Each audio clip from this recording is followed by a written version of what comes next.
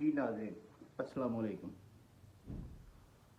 आज जो हमारा टॉपिक है ना वो प्रॉपर्टी से थोड़ा सा हटके होगा, क्योंकि अब प्रॉपर्टी के बारे में इतने इतने लेक्चर्स और इतनी वीडियोस अपलोड हो चुकी हैं कि आप आसानी से आपके ज़हन में कोई भी मसला है वो उसका हल उसमें से ढूंढ सकते हैं।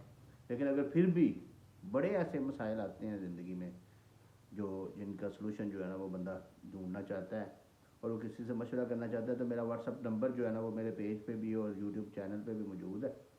तो आप उसमें किसी भी वक्त आप मैसेज कर सकते हैं, ऑडियो मैसेज किया करें, पूरी डिटेल उसमें बयान किया करें ताकि मैं उसको सुन के समझ के तो फिर उसके बाद आपको प्रॉपर मशवरा दे सकूं। तो ऑडियो मैसेज कोशिश किया करें कि अगर आपने कॉल करनी है तो रात को 8 बजे के बाद 11 साढ़े 11 बजे तक आप किसी भी वक्त कॉल कर सकते हैं। तो कॉल किया करें तो डायरेक्ट नंबर पे किया करें। व्हाट्सएप पे कॉल पे वो एक तो सिग्नल प्रॉब्लम होती है पाकिस्तान में, आपको पता है कैसे नेटवर्क चल रहे हैं, और दूसरा ये है कि उसमें आवाज़ क्लियर नहीं आती और समझ नहीं आती सही प्रॉपर, दूर दूर से आप लोग कॉल करते हैं। तो इसलिए डायरेक्ट नंबर पे कॉल कर लिया करें तो आसानी हो जाया करेगी। तो लेकिन कॉल करने से पहले अपना मसला तफसील के साथ ऑडियो मैसेज में जो है ना वो मुझे व्हाट्सअप कर दिया करें। तो नाज़रीन, आज हम चलते हैं। आज हमने जो टॉपिक चूज़ किया है ना वो फाइलर और नॉन फाइलर क्या होते हैं और किस तरीके से जो है ना वो ये इसको फाइलर किया जाता है और नॉन फाइलर कौन होता है, और फिर फाइलर को एक्टिव नॉन एक्टिव जो है ना उनमें क्या फ़र्क है। तो सबसे पहले मैं आपको ये बता दूं कि नॉन फाइलर जो होता है ना, हर बंदा नॉन फाइलर है। यानी कि अगर कोई बंदा किसी का FBR federal board of revenue यानी कि जो टैक्स कलेक्शन करने का इदारा है उसके साथ कोई लिंक नहीं है, कोई रजिस्ट्रेशन नहीं है, तो वो नॉन फाइलर है। यानी कि जो बंदा सालाना गोशवारे अपने जमा नहीं करवाता वो नॉन फाइलर है, और जो फाइलर है वो हर साल अपने गोशवारे जमा करवाता है, चाहे वो कोई इनकम है उसकी। एक तो ये बड़ा कॉन्सेप्ट है हमारे लोगों के दिनों में कि हमारा बिजनेस कोई नहीं, हम क्यों गोशवारा जमा करवाएं, हमारी इनकम कोई नहीं, हम क्यों गोशवारा जमा करवाएं, हमारा तो कुछ भी नहीं है। तो मैं सिर्फ एक सवाल करता हूँ, अगर मुझे कोई ये कहता है कि मेरे पास कुछ भी नहीं है तो मैं क्यों गोशवारा जमा करवाऊँ, तो मैं सिर्फ एक क्वेश्चन करता हूँ कि सारा साल खाते कहाँ से रहे हो। अगर तो यानी कि गिफ्ट लेके भी अगर खाते रहे हो, अगर वालदेन पे डिपेंडेंट हो, अगर किसी बहन भाई पे डिपेंडेंट हो, तो उस सूरत में भी तो आप खर्चा तो करते रहे हो ना सारा साल। तो यही चीज़ FBR मांगता है कि आपने कहाँ से इनकम ली है और कहाँ पे खर्च की है, इसके अलावा कुछ भी नहीं है। एक लिमिट्स मौजूद हैं कि अगर आपने 4 लाख, चार बिजनेस में 4 लाख है और सैलरी में 6 लाख है, कि अगर इससे ज़्यादा साल का आपने कमाया है तो फिर आपको टैक्स देना पड़ेगा। और अगर इससे कम कमाया है तो खर्चा आपने किया है जितना मर्जी जिधर मर्जी करें तो उसका आपको टैक्स नहीं देना पड़ेगा। इसलिए गोशवारे जमा करवाना जो है ना वो कोई ऐसा मसला नहीं है, वो करवाने चाहिए ताकि आपके जितनी भी इनकम है और जितना भी आपके पास सेविंग है वो सारी वाइट हों और उसके ऊपर कोई क्वेश्चन ना उठा सके, कोई सवाल ना उठा सके। तो आज मैं इसको ना एक आपको स्टार्ट से समझाऊंगा कि इसको किस तरीके से यानी कि आपने रजिस्टर्ड होना है FBR के साथ, और उसके बाद आपने किस तरीके से फाइलर होना है और फिर किस तरीके से एक्टिव होना है। तो हो सकता है कि ये ज़्यादा लंबा टॉपिक हो जाए, तो फिर आज हम सिर्फ इस वक्त जो है ना वो सिर्फ यही चीज़ देखेंगे कि FBR के साथ रजिस्ट्रेशन कैसे होनी है। दूसरे लफ्ज़ों में हम ये कहते हैं कि FBR में आपने NTN बोलते हैं, नेशनल टैक्स नंबर, वो कैसे हासिल करना है। और जिस वक्त आप ये कोई इतना कोई रॉकेट साइंस नहीं है कि आप ज़रूर आप कोई वकील कोई लायर जो है ना वो हायर करें और उसको आप सर्विसेज चार्जेस दें, आप खुद भी घर बैठे कंप्यूटर पे कर सकते हैं। तो मैं आपको जो है ना आज ये सारा कुछ जो है ना कंप्यूटर पे समझाऊंगा, और कंप्यूटर से ही आप जो है ना वो देखेंगे कि हम कैसे एंट्रीज करके किस तरीके से जो है ना वो हम खुद को उसके FBR में रजिस्टर्ड कर सकते हैं, और उसके बाद रिटर्न्स फाइल करके तो फिर खुद को हम फाइलर कर सकते हैं। तो ये नाजरीन, ये सिस्टम मेरे सामने पड़ा हुआ है जो कि अब आप सिस्टम ही देख रहे हैं। तो ये कंप्यूटर पे आपने ये गूगल मैंने ओपन किया हुआ है, ये जो उसका होता है ना ब्राउज़र, वो कंप्यूटर को मैंने ओपन किया हुआ है। और ये अब ये कर्सर आप देखें कि ये कर्सर आपने इस जगह पे रखना है, और यहाँ पे आपने www.fbr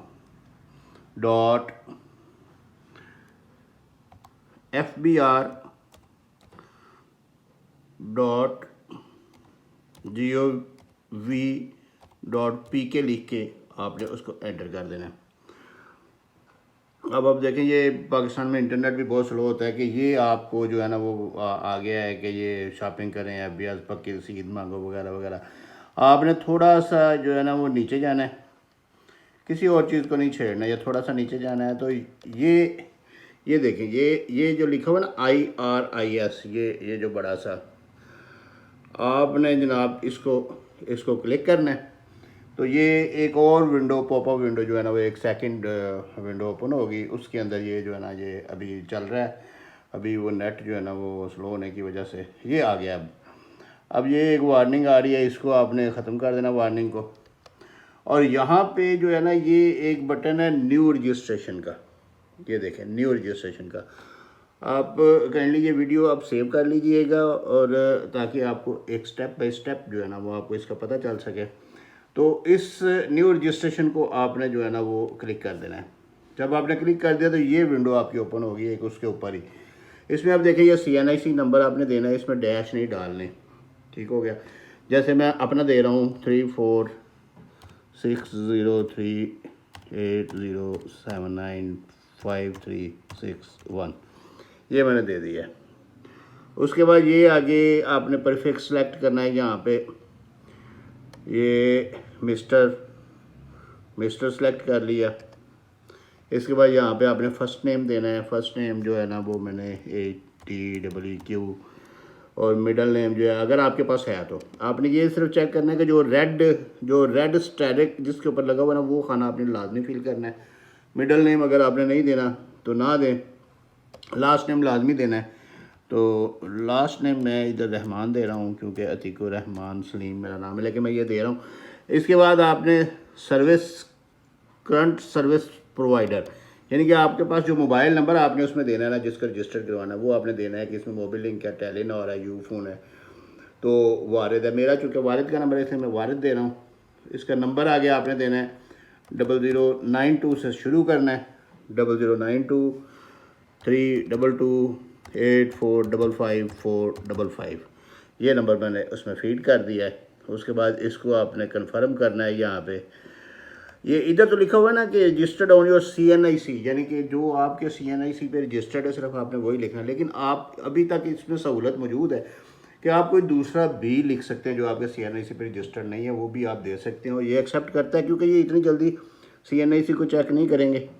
तो जब ये कोई रिस्ट्रिक्शन आएगी तो फिर उसमें देखा जाएगा, अभी नहीं है। अभी आप इसमें कोई भी जो है ना वो दे सकते हैं नंबर। इसमें यहाँ पे आपने इसको 32200922322845555, ये आपने इसको जो है ना वो क्लिक कर दिया, उसको नंबर दे दिया। यहाँ पे आपने ईमेल देना है। ईमेल आप सपोज जो आपका ईमेल जो आपने देना है re@gt.com, ये मैंने दे दिया इसको ईमेल। और यहाँ पे भी आपने इसको कन्फर्म ईमेल करना है re@gt.com, कोई भी आप ईमेल दे दें।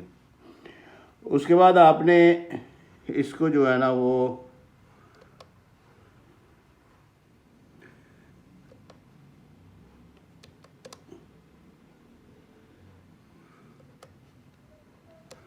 ये आ गया। इसके बाद आपने ये जो है ना इसमें ये सिलेक्ट करना टाइप, इसमें प्रॉपर्टी की डिटेल आपने एड्रेस की देनी है, आपकी रेजिडेंशियल प्रॉपर्टी है रेजिडेंशियल प्रॉपर्टी। इसके बाद ये सिलेक्ट आपने करना है क्या है। यहाँ पे आपका यहाँ पे हाउस भी होगा, नीचे थोड़ा सा जाएंगे तो हाउस आ जाएगा, ये हाउस आ गया। तो इसको हाउस को आपने क्लिक कर दिया है। उसके बाद मेजरमेंट यूनिट आपने हाउस का मरले कितने हैं, ये ऐसे ही इन्फॉर्मेशन फजूल पूछते रहते हैं, लेकिन ये FBR को ऑलरेडी भी पता होता है, लेकिन आपसे वो कंफर्म करना चाहते हैं। यूनिट नंबर अपना एड्रेस देना है, आपका 7 है, यानी हाउस नंबर 7 है। स्ट्रीट जो है ना गली कोई आपकी यानी कि मस्जिद वाली है, मस्जिद वाली ये लिखें आप। और लोकेलिटी जो है ना वो लोकल एरिया को मॉडल टाउन है, सपोज के मॉडल टाउन, तो ये आ गया। अगर सिटी आपका जो है ना वो सिटी पे जाएंगे तो आगे एक सर्च का निशान है, इसको आपने क्लिक करना है जब, तो एक और विंडो ओपन हो जाएगी। यहाँ पे आप सिटी लिखेंगे, मसलन सियालकोट में लिखता हूँ, सियालकोट लिख के क्लिक करेंगे तो वो उसकी सारी तहसीलें सर्च करेगा। ये उसने 4 तहसीलें निकाली हैं उसकी, डस्का है, समड़ियाल है, पसरूर है और सियालकोट है। तो मैं सियालकोट को क्लिक करता हूँ तो ये दोनों खाने कवर हो जाएंगे। उसके बाद ये कैपेसिटी का ये कह रहे हैं कि आप किराए पे रहते हैं, बेनामी है, या आप अपने उसके मालिक हैं जो आपने ऊपर एड्रेस दिया है। तो बेनामी किराए पे, मैं तो किराए पे ही रहता हूँ, तो ये किराया है। तो शेयर इसका कितना परसेंट है आपके पास, मेरे पास 50% है तो 50 लिखेंगे। तो अब ये नीचे जो इन्होंने कोड दिया हुआ ये एंटर करेंगे, WW5L। अब सबमिट कर देंगे, ये सबमिट का बटन, ये सबमिट हो गया। अब चूंकि मैं तो ऑलरेडी रजिस्टर्ड हूँ, इसलिए मेरा तो उसने कह दिया है कि ये, और कोई भी वो उसमें एलिगेशन लगा देगा कि ये इसका जो है ना ये वैलिडेटिंग कैप्चा नहीं है या। लेकिन अगर जो अनरजिस्टर्ड बंदा है उसके लिए ये 2 नीचे खाने आएंगे, उनमें एक पे लिखा होगा ईमेल कोड, एक पे लिखा होगा मोबाइल कोड, SMS कोड। क्योंकि वो 2 कोड FBR आपको भेजेगा, एक ईमेल पे भेजेगा जो आपने ईमेल दिया इधर, और एक SMS पे भेजेगा जो आपने मोबाइल नंबर दिया। वो दोनों जिस वक्त आप लगाएंगे तो आपको वो पासवर्ड और वो सारा कुछ जो है ना वो आपको सेंड कर देगा, वो पासवर्ड और पिन कोड जो है ना वो आपको मिल जाएगा। उसके बाद आप FBR पे रजिस्टर्ड हो जाएंगे। उसके बाद आप दोबारा आइरस खोलेंगे तो आप उसमें ये करेंगे कि यहाँ पे जो रजिस्ट्रेशन नंबर जो जहाँ से आपने न्यू रजिस्ट्रेशन थी उसके ऊपर एक रजिस्ट्रेशन नंबर लिखा हुआ है, वो रजिस्ट्रेशन नंबर ये जो है ना आपका ID कार्ड नंबर होगा 34 603 80 79 536 1। ये मैंने अपना ID कार्ड नंबर दे दिया, ये रजिस्ट्रेशन नंबर है। नीचे जो पासवर्ड है ना वो आपको जिस वक्त आप वो कोड्स एंटर कर देंगे रजिस्ट्रेशन के वक्त, तो उसके बाद आपको ईमेल पे भी पासवर्ड आएगा और मोबाइल नंबर पे भी पासवर्ड आएगा। वो आपने पासवर्ड इधर लगा देना है। जैसे कि मैं अपना पासवर्ड जो है ना वो लगा रहा हूँ, जो कि मुझे भी लगता है भूल गया।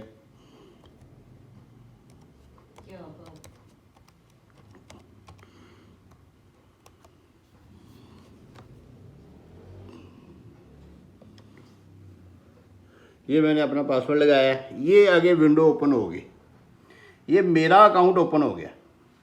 अब मेरे अकाउंट में तो बहुत कुछ होगा, क्योंकि मेरे अल्हम्दुलिल्लाह टैक्स के भी कोई 1000 के करीब क्लाइंट्स हैं। तो वो सारे वो जो सारे लिंक्स हैं मेरे साथ, मेरे अकाउंट के साथ, तो वो सारे उनके भी जितने भी मेल्स वगैरह, जैसे आपको मैं दिखाता हूँ कि ये अब इस साइड पे 4 खाने हैं।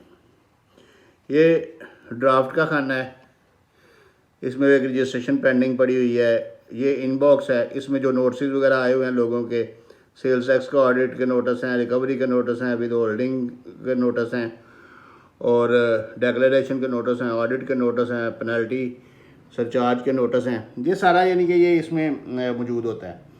लेकिन आपके अकाउंट में नहीं इतना कुछ होगा, आपको इतना परेशान होने की ज़रूरत नहीं। आप जब इसको ओपन करेंगे तो ये बिल्कुल ब्लैंक होंगे, सारे खाली होंगे। सिर्फ़ और सिर्फ ये जैसे कंप्लीटेड टास्क के नीचे इसमें ये आपके ये रजिस्ट्रेशन 301 विद होल्डिंग डिक्लेरेशन इतने 693 और ये सारे मेरे अकाउंट के हैं।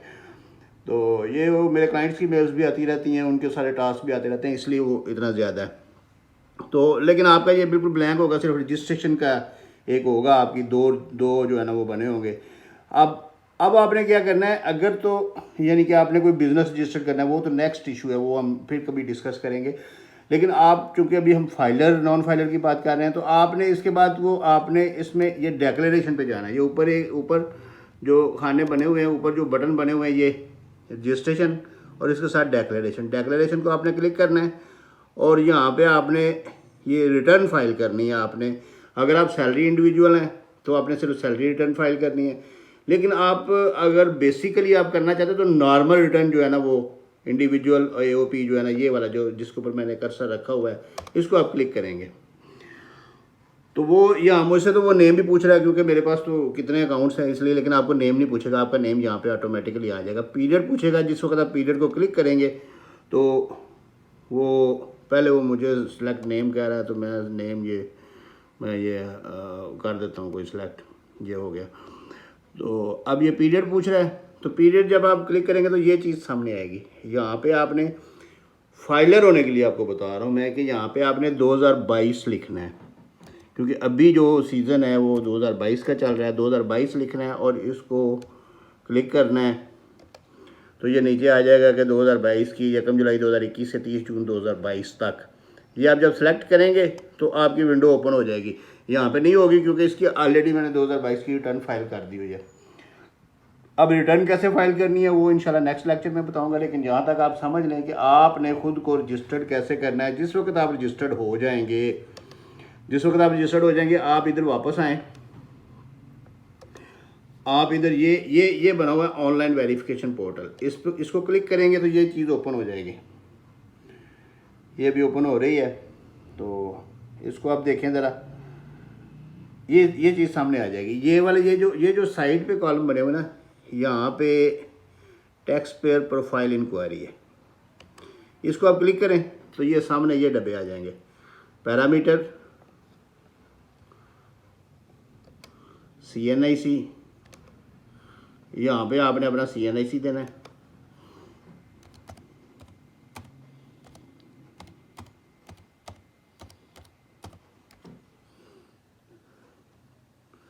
यहाँ पे आपने कोड एंटर करना है, ये जो कोड लिखा हुआ है N स्मॉल K कैपिटल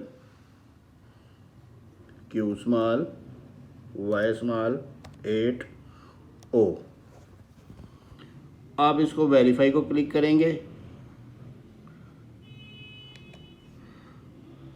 तो ये नीचे आपकी जो है ना वो सारी डिटेल्स आ जाएंगी। Registration number, reference number, registered sale tax, ये वो इधर उधर जो भी है ना वो सारा कुछ नीचे आ जाएगा। और आपका ये आपका NTN जनरेट हो चुका है। ये जो रेफरेंस नंबर है ना ये आपका NTN नंबर है। तो ये आपका इस तरीके से आप जो है ना वो NTN जनरेट कर सकते हैं। तो